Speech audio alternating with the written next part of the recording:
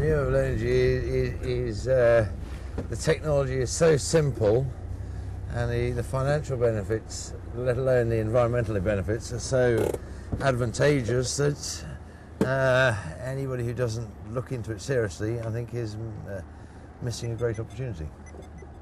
My name's Richard Gage. We run a 200-acre mixed beef and sheep farm on the top of Exmoor. We've been here about 5 years, and the main reason I came down to Devon was because of my love of renewable energy, my interest in renewable energy. Being where you are, when you see how windy we are up here, it makes sense to have a wind turbine. We also didn't want any fossil fuels here whatsoever. We have a large Argo. We wanted that to run on electric rather than oil, so it seemed to make sense to put in a wind turbine. My biomass boiler has paid for itself comfortably within about 3 years, and the wind turbine is, having been up just over 2 years now, is probably halfway to paying for itself. We have here a 50 kilowatt Binder wood chip boiler, which supplies all our heating and hot water. It's a fully automatic system. It has a hopper which the wood chips are put into, and during the winter we probably fill a hopper up about once every 6 weeks. During the summer, once every 3 months if we're just doing the hot water. We will probably use approximately 30 tonnes of wood a year here. And this is the centre of the renewable technologies on the farm. Here we have the fuel store for the biomass boiler full of wood chip. Here we have the two 2.5 kilowatt windy buoy inverters, which measure the amount of electricity that's been generated at the moment. The last 24 hours we've generated 71 kilowatts on here and 71 kilowatts on here, so it's at 142 kilowatts in the last 24 hours.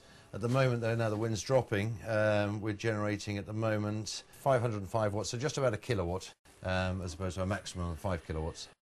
This is the hub of our renewable energy centre at the farm. Here we have our 50 kilowatt wood chip heating system. Behind us we have a 2,000 litre accumulator tank which acts as a thermal store. You might be able to hear the boiler working at the moment.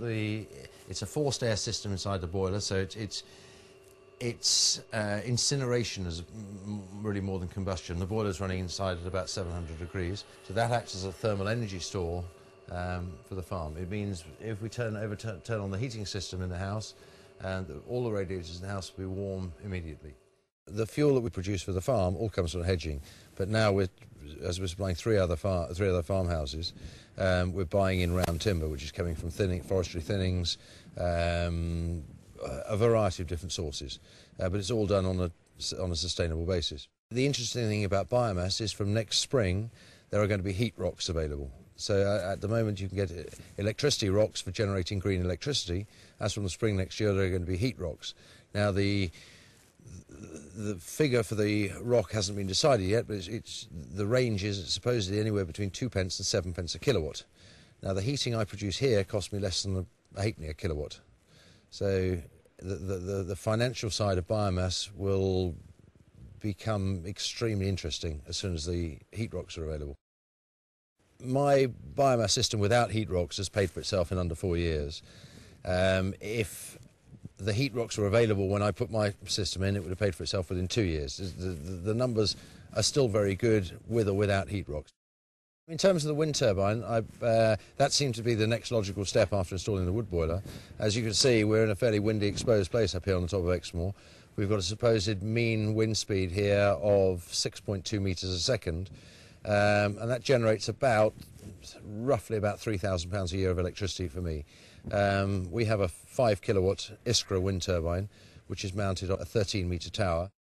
We are connected here to the grid, as most people are.